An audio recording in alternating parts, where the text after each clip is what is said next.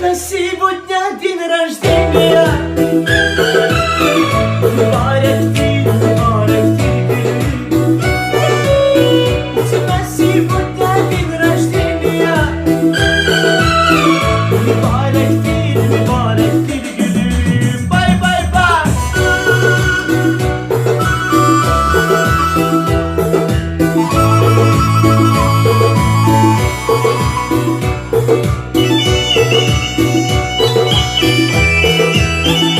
Bye.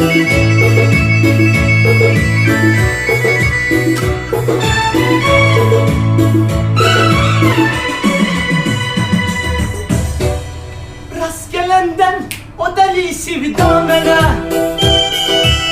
Sanki her şey görsen rüya mene. Hasretinden dar gelir dünya mene. Seni sevmekte, sevmemekte zulüm.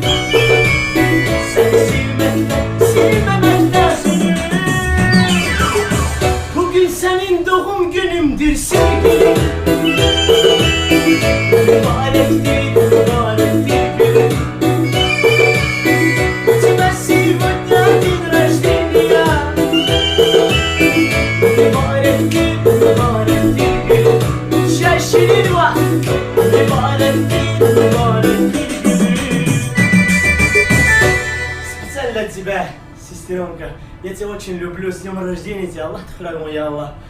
И, дорогие друзья, обязательно подписывайтесь и жду ваши комментарии тоже. Я думаю, очень приятно будет моей сестре. Всех вас люблю, всем вам с наступившим 2020 году. У вас было все ваши желания исполнить. Всех целую, всем до свидания.